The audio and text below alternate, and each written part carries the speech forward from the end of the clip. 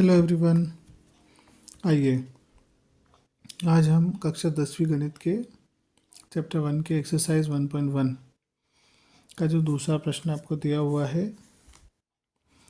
ना, कि पूर्णांकों के निम्नलिखित युग्मों के एचसीएफ और एलसीएम ज्ञात कीजिए और इसकी जांच कीजिए कि दो संख्याओं का गुणनफल उनके एचसीएफ और एलसीएम के मल्टीप्लाई के बराबर होता है।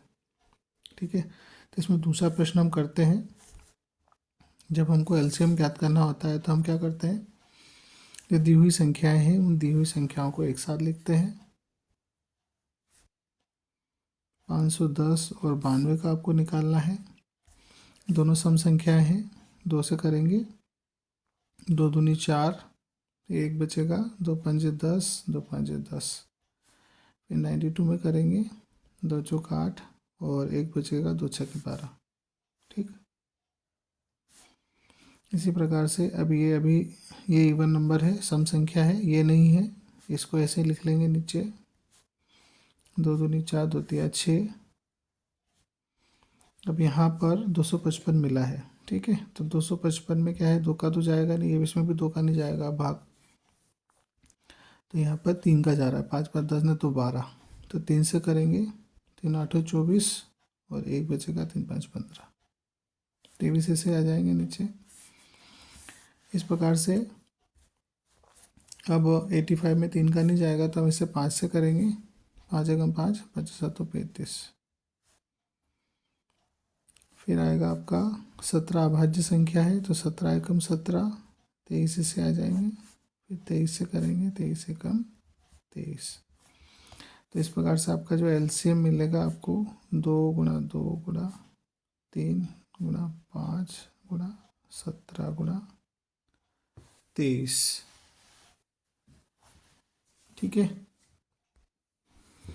तो इनका गुणा जब आप करेंगे तो आपको मिलेगा 23,460। गुणा करके देख लीजिएगा, 2 दूनी 4, 4 तिया 12, 12 पंजे 60। 60 में 17 का और 17 में उसमें जो 60 और 17 का मल्टीप्लाई करने पर जो आएगा उसमें 23 का गुणा कर देंगे, 23,460 मिलेगा।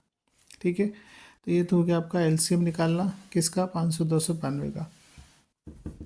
अब इसी में हम एचसीएफ निकाल कर देखते हैं। एचसीएफ के लिए क्या करते हैं हम, एचसीएफ के लिए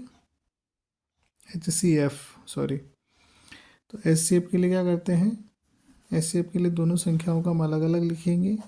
510 और इधर हो जाएगा आपका 92। ठीक है, तो 510 में करेंगे, 2 से करेंगे आप, तो वही मिलेगा आपको 255।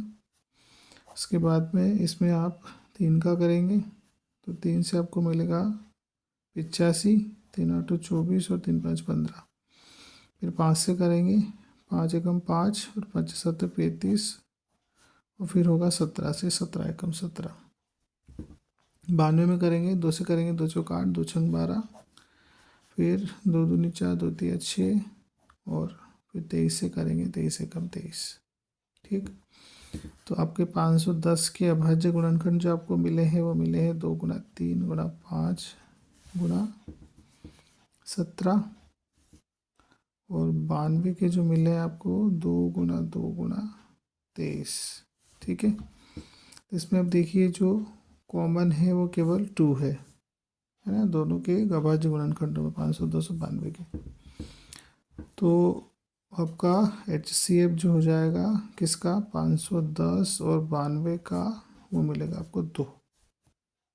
ठीक, ओके, आशा करता हूँ आपको समझ में आया होगा।